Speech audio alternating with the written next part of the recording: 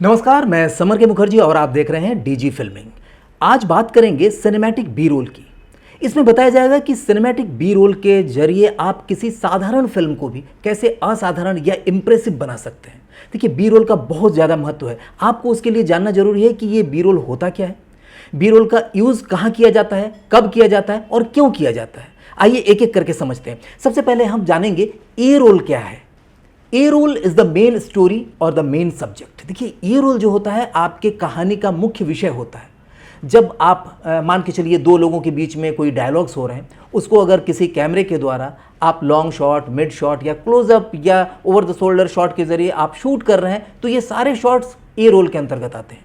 लेकिन यहीं पर अगर आपको ये दिखाना है कि ये घटना कहाँ हो रही है, किस फ्लैट के अंदर हो रहा है या किस बंगले के अंदर हो रहा है या किसी ऑफिस के अंदर हो रहा है, तो हमें एक शॉट बाहर से भी लेना पड़ेगा। यानी एक बाहर का व्यू दिखाएंगे कि ये कहाँ पर ये वार्तालाप हो रही है। तो इसके लिए हम जिस शॉट का यूज़ करेंगे that is called B roll. हम बी रोल के यूज़ करके ये काम कर सकते हैं। इसके बारे में हम आगे और भी उदाहरण देंगे। बहुत सारे एग्जाम्पल्स हैं बी रोल के ज़रिए आप किस तरह से किसी भी फिल्म को इम्प्रेसिव बना सकते हैं, अट्रैक्टिव बना सकते हैं, इफेक्टिव बना सकते हैं। तो बी रोल क्या है? B roll is everything you cut to fill the gaps in your story. देखिए, आप अपने स्टोरी के अंदर जो भी गैप्स हैं उन सभी गैप्स को भरने के लिए, पाटने के लिए जिस शॉट का यूज़ करते हैं उसे हम बी रोल कहते हैं। देखिए, बी रोल को टिपिकली एमओएस भी कहा जाता है। एमओएस यानी मेट आउट साउंड, यानी नो साउंड। जब भी आप बी रोल के लिए कोई भी शॉट शूट करते हैं तो उसमें साउंड की कोई अहमियत नहीं होती है। यानी जैसे ए रोल में जो लोग डायलॉग बोल रहे हैं, भले ही उसकी डबिंग बाद में करनी है, लेकिन आप साउंड के साथ उसको रिकॉर्ड करते हैं। लेकिन बी रोल अक्सर क्या होता है, हम उस तरह से करते हैं जिसमें साउंड की कोई ज़रूरत नहीं होती है।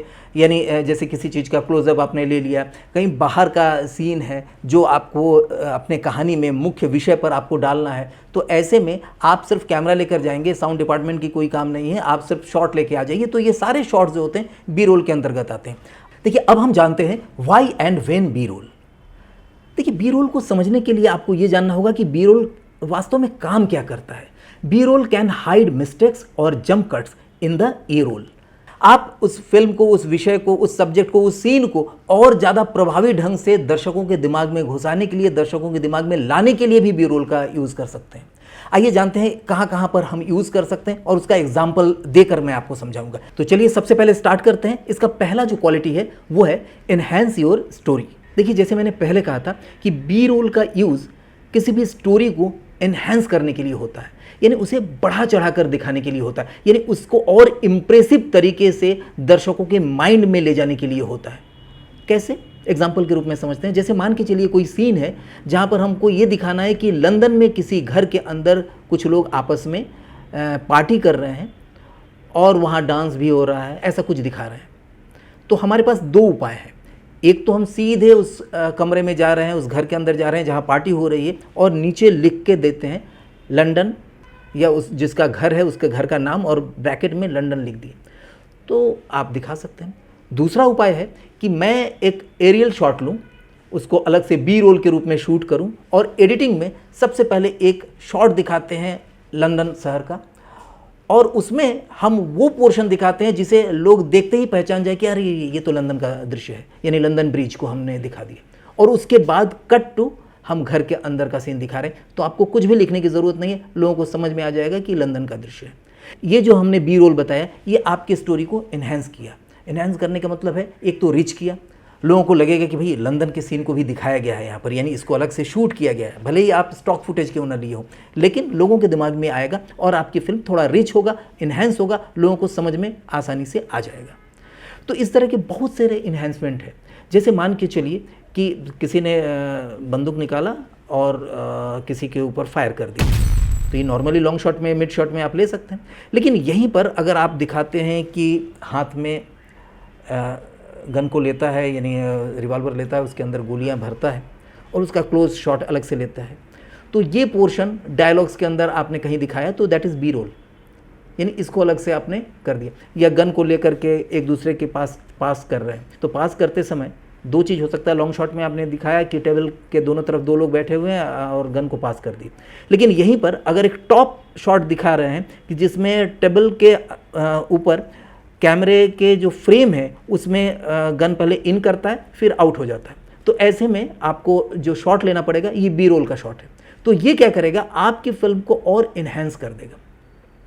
उसी तरह से मान के चलिए कि बी रोल का शॉट ये भी हो सकता है रिएक्शन शॉट जो आप बोलते, कोई चीज़ हो रहा है, किसी के बीच में कोई वार्तालाप हो रहा है, दूर से कोई लड़की देख रही है, तो ये आप अलग से शॉट लेते हैं जिसमें डायलॉग्स का कोई महत्व नहीं है, सिर्फ रिएक्शन के लिए लेते हैं, तो वो भी एक तरह का बी रोल ही होता है।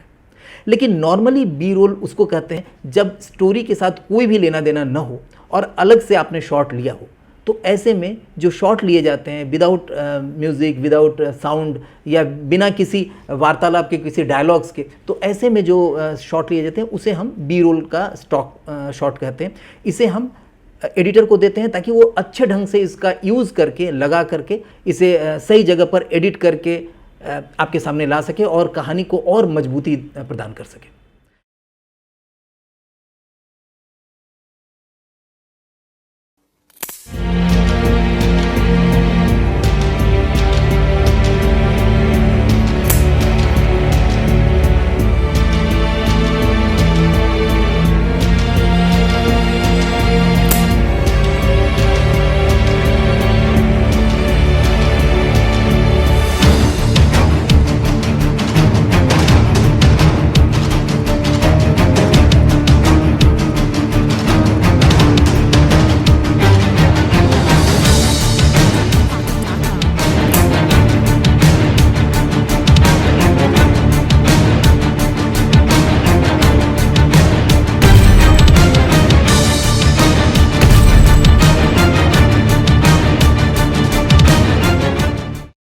अब इसका दूसरा यूज़ समझते हैं, हाइड द जंप कट। मान के चलिए आपने लॉन्ग शॉट लिया और उसमें डायलॉग बोलते समय कुछ गैप हो गया और ऐसे में गैपिंग को आपको काटना है। अगर आप गैपिंग को काटते हैं, आपके पास दूसरा क्लोजअप शॉट नहीं है, तो आप क्या करेंगे, जहाँ पर कट होगा, जहाँ पर जंप लगेगा, उस जगह पर एक और शॉट लगा दिए, किसी का रिएक्शन शॉट, घड़ी का शॉट, कुछ भी ऐसा चीज़ जो आपके फिल्म से मिलता जुलता, आपके जो विषय है उस विषय से मिलता जुलता कोई शॉट जो कि स्टोरी को भ्रमित न करे बल्कि और इम्प्रेसिव वे से पेश करे। तो ऐसे शॉट को भी आप लगा सकते हैं जंप कट को हटाने के लिए। जैसे मैं अभी आपके सामने बोल रहा हूँ ना, तो कई बार क्या होता है, हमसे भी गलती हो जाती है, बोलते समय कहीं फंबल कर गए या कहीं पर रुक गए, कहीं पर हमने देखिए यहाँ लैपटॉप रखा हुआ है, इसकी तरफ देख लिए। तो ऐसे में इस चीज़ को हटाने के लिए भी हम लोग बी रोल का यूज़ करते हैं।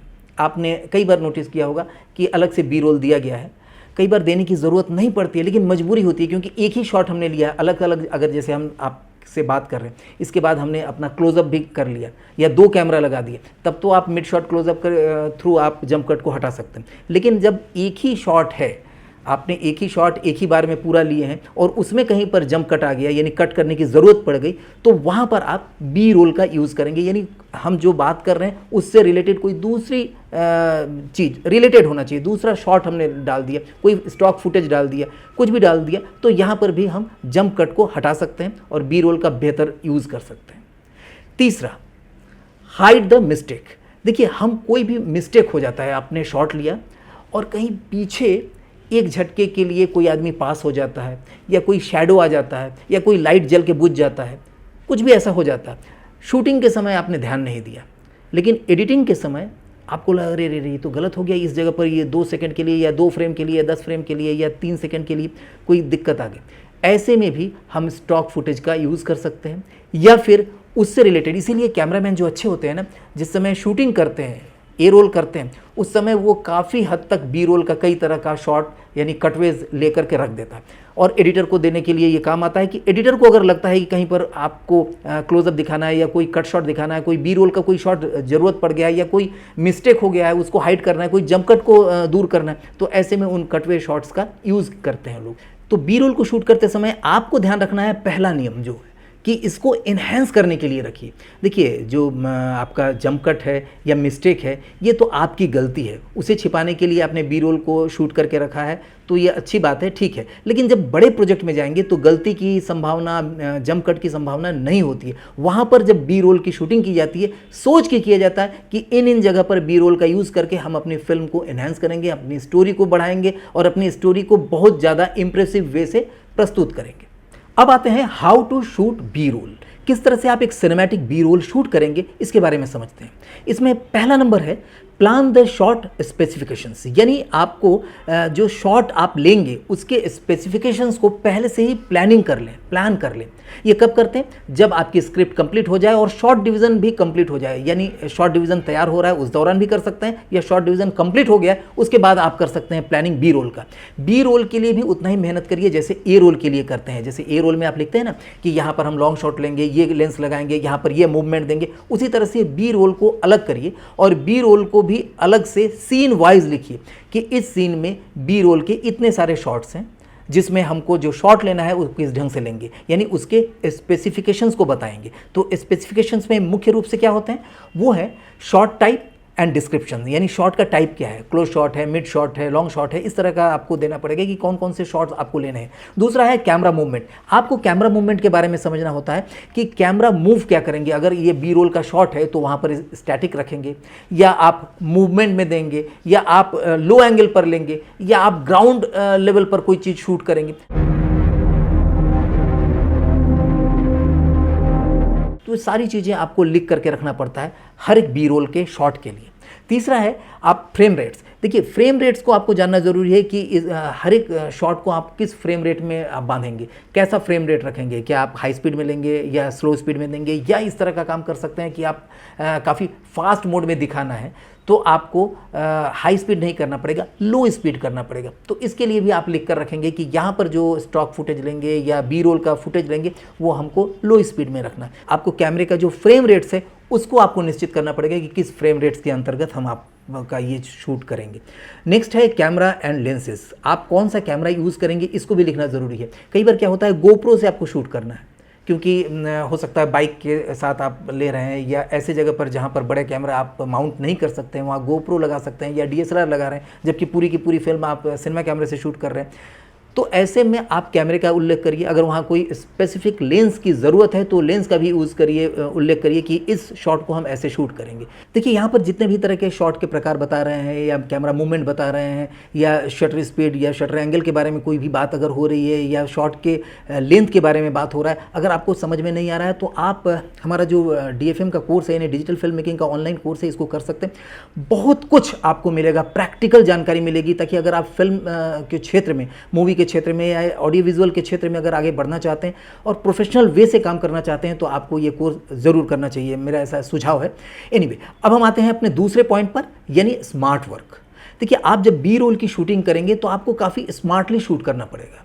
इसमें आप क्या क्या कर सकते हैं, जैसे shoot in your immediate surrounding. देखिए, आपको अपने नज़दीक में ही, जहाँ पर आपका ए रोल की शूटिंग हो रही है, यानी मेन जो शूटिंग हो रही है उसके नज़दीक में ही आपको शूटिंग रखना पड़ेगा बी रोल के लिए। ऐसा नहीं कि आप ए रोल की शूटिंग यहाँ कर रहे हैं फिर सिर्फ बी रोल के लिए आप बहुत दूर जा रहे हैं, इसमें आपका समय और जो पैसे हैं दोनों बर्बाद होते हैं। तो सराउंडिंग करिए। दूसरा है डोंट वेस्ट टाइम। आप टाइम को वेस्ट मत करिए। जहाँ भी आपको मौका मिलता है कि यहाँ पर थोड़ा सा गैप मिल रहा है, यहाँ पर मेकअप हो रहा है, तो चलो हम इस जगह पर दूसरे का मेकअप हो रहा है, उस समय हम दूसरे का हम ले करके कोई हाथ का शॉट हुआ या कोई ऑब्जेक्ट को लेके कुछ कर रहा है, तो ऐसे शॉट ले लीजिए। जब तक दूसरा कोई तैयार होकर आ रहा है तब तक से बी रोल ले लीजिए। बी रोल के लिए अलग से समय निकालने की ज़रूरत नहीं है। आप ये सोच लीजिए कि जो भी टाइम आपको मिल रहा है उस समय कुछ न कुछ शॉट लेते रहें। अपने कैमरामैन को हमेशा व्यस्त रखिए। एक तो लाइटिंग करते समय वो व्यस्तता उनकी रहेगी, लेकिन अगर वो खाली है, यानी लाइटिंग हो चुका है और कोई आर्टिस्ट आना बाकी है, तो ऐसे में आप बी रोल का शॉट लेते रहिए। कब कौन सा शॉट काम आएगा कहा नहीं जा सकता इसके, क्योंकि कई बार आपको लगेगा अरे नहीं ये शॉट तो ज़रूरत ही नहीं, हमको तो इतना ही चाहिए। सही बात है, आपके अंदर गट्स है, आपका इतना जजमेंट है कि इससे ज़्यादा आपको शॉट नहीं चाहिए, लेकिन फिर भी अगर कुछ शॉट ले लेते हैं तो दो चीज़ें होती है। एक तो अगर आपके फिल्म में लग जाए, यूज़ हो जाए तो ठीक है, अदरवाइज उसका स्टॉक शॉट बना के रखिए। बी रोल के शॉट जो होते हैं बिकते हैं बहुत अच्छे से, अच्छे कीमत पर आप उसको आगे बेच सकते हैं, क्योंकि जो भी काम आप कर रहे हैं इसको आप मल्टीपल तरीके से आप इससे पैसा इनकम कर सकते हैं, पैसा जनरेट कर सकते हैं। नेक्स्ट है shoot time lapse shot during lunch break and set preparation. देखिए, आप जिस समय लंच ब्रेक हुआ हो ना, तो एक कैमरा लगा के छोड़ दीजिए टाइम लैप्स के लिए, या सेट को बनाया जा रहा है, सेट की तैयारी हो रही है, तो आप एक कैमरा अलग से लगा कर छोड़ दीजिए ताकि आप टाइम लैप्स पर शूट कर सकें किस तरह से आपका पूरा सेट तैयार हो रहा है। तो ऐसे ऐसी चीज़ें आपके मेकिंग के लिए काम आ जाएगा, या फिर आपकी फिल्म जब ख़त्म होगी, जब आप एंड रोल देते हैं उस दौरान भी आप दिखा सकते हैं, अच्छा लगता है लोगों को। तो इनका भी यूज़ करिए, आपका अलग से पैसे नहीं जा रहे हैं, अलग से समय नहीं बर्बाद हो रहा है, कैमरा को टाइम लैप्स मोड में लगा के छोड़ देना है, ये आप कर सकते हैं। नेक्स्ट है use economical second camera unit for B roll. अगर आपको लगता है किसी सीन में किसी दिन ऐसा है कि बी रोल का बहुत ज़्यादा ज़रूरत है और कहीं बी रोल के चक्कर में आपका ए रोल का जो मेन शूटिंग है वो व्यथित ना हो जाए, टाइम ज़्यादा ना हो जाए, यानी रात ज़्यादा हो जाएगा तो अगले दिन फिर से शूटिंग करना पड़ेगा, ऐसे में एक इकोनॉमिकल टीम को बुला लीजिए, यानी जिस समय आपका ए रोल की शूटिंग हो रही है उसी दौरान बी रोल की भी शूटिंग दूसरे यूनिट से करा लीजिए। दूसरे यूनिट का मतलब है कि एक कैमरामैन बुला लीजिए और उनसे आप करा सकते हैं। तो ऐसे में आपका समय बचेगा, और अगर क्योंकि एक दिन भी आगे अगर बढ़ जाता है तो आपका समय और पैसा दोनों लग जाता है। और नेक्स्ट है run editing sequence in your mind while A roll shooting. A roll shooting के दौरान ही आप एडिटिंग सीक्वेंस को माइंड में चलाते रहिए। जब एक कैमरे से शूट कर रहे हैं तो आप ए रोल शूटिंग कर रहे हैं, उसी दौरान समझ में आ जाता है आपको कि अरे रे यहाँ पर ये दिक्कत आ सकती है, एडिटर को ये प्रॉब्लम आएगा। इसलिए मैं ये कहता हूँ कि एक अच्छा एडिटर एक अच्छा कैमरामैन और एक अच्छा डायरेक्टर बन सकता है, क्योंकि उसको पता है कि हमें एडिट करने में कहाँ कहाँ दिक्कत आती है, कहाँ कहाँ पर जंप आ सकता है। तो ए रोल की शूटिंग के दौरान ही आप स्मार्टली, क्योंकि आपने प्लानिंग नहीं किया है मान के चलिए, या प्लानिंग जो की है उतना शॉट अपने ले लिए, फिर भी आप जिस समय शॉट ले रहे हैं ए रोल का, मिड शॉट, क्लोजअप या कोई भी रनिंग शॉट ले रहे हैं या कोई भी मूवमेंट वाला कैमरा मूवमेंट का शॉट ले रहे हैं, उस समय दिमाग में रखिए कहीं पर हम बी रोल की शूटिंग कर सकते हैं। तो ऐसे में सोचते रहिए, जैसे ही शॉट कंप्लीट हो बी रोल का शूटिंग उसी जगह कर दीजिए। ये अक्सर एक अच्छे कैमरामैन करते हैं। आप देखेंगे कि जब आप ए रोल की शूटिंग करेंगे उस समय जैसे ही शॉट पूरा हो जाएगा, कैमरामैन या जो डीओपी है वो बोलेंगे एक मिनट रुकिए, मैं एक काम करता हूँ, ये शॉट भी ले लेता हूँ, यहाँ पर ये क्लोजअप वाला भी ले लेता हूँ। ये मान के चलिए किसी ने कोई फुल लिया और लेकर के दूसरे को दिया, तो ऐसे में वो बोलेगा अच्छा फुल को लेने का एक क्लोजअप अलग से ले लेते हैं बी रोल के रूप में, वो मत करिएगा यूज़, कोई बात नहीं, लेकिन हम ले लेते हैं। तो ऐसा क्यों बोलते हैं? क्योंकि उनको पता है कि कब को किसी शॉट की ज़रूरत पड़ जाए कोई कहा नहीं जा सकता। और एडिटर बहुत खुश होता है अगर बी रोल में ढेर सारा आपने शॉट, अच्छे शॉट दे दिए हैं तो वो अच्छे ढंग जगह पर उसको लगा सकते हैं। एक्शन सीक्वेंस में ये बहुत होता है। एक्शन सीक्वेंस अगर चल रहा है, यानी कोई भी दो लोगों के बीच में फाइटिंग हो रही है, या कोई जंप करके कोई गाड़ी आ रही है, कोई एक्सीडेंट होता है, कोई इस तरह का ब्लास्टिंग होता है, ऐसे में जो बी रोल का शॉट है बहुत महत्वपूर्ण होता है। छोटे छोटे चीज़ों का बी रोल का शॉट शूट करके रख लीजिए, ये आपके एक्शन को बहुत ज़्यादा प्रभावी बना देगा। तो इस तरह से आप समझ गए होंगे कि किस तरह से आप स्मार्ट वे में शूट कर सकें, जिससे आपका पैसा और समय दोनों बचता है। नेक्स्ट है इफेक्टिवनेस। देखिए, आपको इफेक्टिव भी बनाना, आपका जो ये बी रोल है अगर इफेक्टिव नहीं रहा तो सब बेकार है। आपने बी रोल लेके तो ढेर सारा रख लिया, लेकिन एडिटर कह रहा है ये कौन सा बी रोल लगाऊँ मैं, सब तो गंदे ढंग से शूट किया है, अच्छे ढंग से शूट नहीं किए। तो उसके लिए आप क्या करेंगे? पहला है यूज़ गिम्बल और इन कैमरा स्टेबलाइजेशन। देखिए, आप या तो गिम्बल का यूज़ करिए बी रोल के लिए, या फिर अगर कैमरा आपने छोटा भी लिया है, कई अब इस समय कैमरा आ गया है जिसमें इन बॉडी स्टेबलाइजेशन आ गया है, तो उसका यूज़ ज़रूर करिए। बहुत ज़्यादा हिलता डुलता मत रखिए, अगर स्मूथनेस उसके अंदर जो गति है वो स्मूथ होना चाहिए, इसका आप यूज़ करिए। दूसरा है use shallow depth of field. आपको डेप्थ ऑफ फील्ड को कम रखना है, शैलो रखना है। शैलो रखने से क्या होगा, पीछे की चीज़ें ब्लर हो जाती और आपको एक इम्प्रेसिव और सिनेमैटिक बी रोल मिलता है। और इसका यूज़ जब आप करेंगे तो आपकी फिल्म की क्वालिटी कई गुना बढ़ जाता है। क्योंकि क्या है, जो वाइड एंगल में शूट करते हैं ना, तो आपको उसको इम्प्रेसिव बनाने के लिए बहुत मेहनत करना पड़ता है। लेकिन आप क्लोजअप लेते हैं, थोड़ा सा क्लोज में लेते हैं, और डेप्थ ऑफ फील्ड को आपने घटा दिया, अगर कम कर दिया, शैलो कर दिया, तो बहुत कुछ चीज़ें छुप जाती है। यानी पीछे अगर एक दो लोग चल भी रहे हैं या कुछ लाइट के इक्विपमेंट्स भी आ रहे हैं, तो इतना शैलो डेप्थ ऑफ फील्ड हो जाएगा, पता ही नहीं चलेगा, और आपका शॉट बहुत ज़्यादा इंप्रेसिव लगने लगेगा। तीसरा है shoot in high speed for slow motion. आपको बीच बीच में स्लो मोशन में भी शूट करना है, तो उसके लिए आपको स्पीड, हाई स्पीड पर शूट करना है, फ्रेम रेट्स को बढ़ाना पड़ेगा। इससे दो फायदा होता है, एक तो देखने में लुक अच्छा आता है, एक एक फ्रेम समझ में आता है, और दूसरा आपने अगर 2 सेकंड का भी स्टॉक शॉट ले लिया, तो वो अगर हाई स्पीड में ले रहे हैं और 120 का FPS आपने कर दिया, तो लगभग 5 गुना ज़्यादा आपके पास स्टॉक फुटेज हो जाएगा। तो आप कहीं पर भी यूज़ कर सकते हैं। तो जहाँ पर भी आपको लगे कि भाई यहाँ पर हमारे पास समय कम है और हमको ज़्यादा से ज़्यादा स्टॉक फुटेज लेना है, तो आप हाई स्पीड में लेना स्टार्ट कर दीजिए। अगर आपको ज़रूरत पड़ा एडिटिंग में तो उसको नॉर्मल स्पीड कर सकते हैं, लेकिन नॉर्मल को हाई करने जाएंगे तो दिक्कत हो जाती है। तो इसलिए आप हाई स्पीड पर शूट कर लीजिए। थोड़ा सा स्पेस ज़्यादा लेगा आपके मेमोरी कार्ड पर, लेकिन बहुत कुछ आपको दे देगा एडिटिंग के समय। नेक्स्ट है take extra shots for the editor. आपको हमेशा एडिटर के लिए कुछ एक्स्ट्रा शॉट शूट करके रखना चाहिए। मैंने पहले भी बताया था, जो आपने लिख के रखा है उससे ज़्यादा दीजिए, तो ये आपके ध्यान में होना चाहिए। नेक्स्ट है be care of lighting and atmosphere. आपको जब भी बी रोल के लिए फुटेज शूट करना है तो आपको एटमॉस्फेयर और लाइटिंग का ध्यान रखना है कि जहाँ पर हम लगाने जा रहे हैं ए रोल के बीच में, तो वहाँ की लाइटिंग और इसकी लाइटिंग बहुत ज़्यादा डिफरेंस ना हो। ऐसा ना हो कि डे टू नाइट हो जाए, नाइट टू डे हो जाए, या एकदम ब्लू लाइट आ गया, या सिपिया टोन में आपने शूट कर लिया, या आपको वार्म टोन में शूट कर लिया जबकि था दूसरा। तो कैल्विन का ध्यान रखिए कि एटमॉस्फेयर वैसा ही रहे, पीछे का चीज़ वैसा ही रहे, एकदम अंतर ना पड़े। तो इसका अगर ध्यान रखेंगे तो बी रोल यूज़ में आ जाएगा, अदरवाइज़ बी रोल का यूज़ ही नहीं हो पाएगा।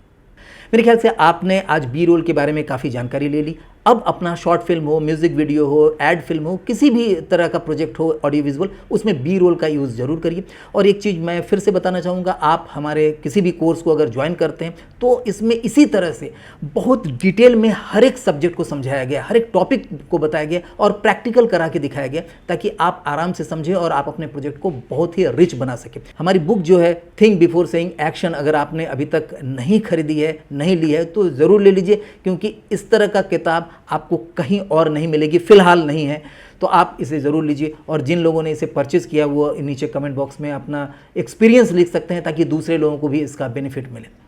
इस तरह के वीडियोस देखने के लिए, अपने सुझाव देने के लिए, शेयर करने के लिए और सब्सक्राइब करने के लिए, ढेर सारा प्यार देने के लिए बहुत बहुत धन्यवाद। नमस्कार। डीजी फिल्मिंग के जरिए ऑनलाइन फिल्म मेकिंग सीखना वाकई में आसान है।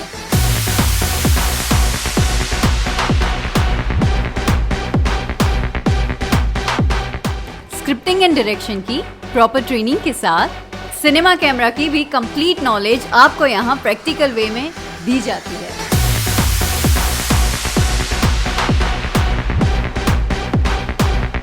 हमारे इफ्ता ऑनलाइन कोर्सेज में professional editing and post production training के साथ साथ हर एक प्लेटफॉर्म पर फिल्म डिस्ट्रीब्यूशन एंड रिलीजिंग की पूरी जानकारी मिलती है।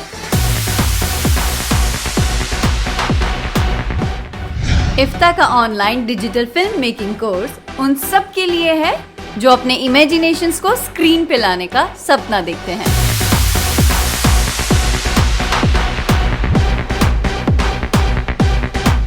तो अभी फोन कीजिए डीजी फिल्मिंग को इस नंबर पे। If your dream is to become a part of Glamour World by becoming a professional filmmaker, join the IFTA online filmmaking course today.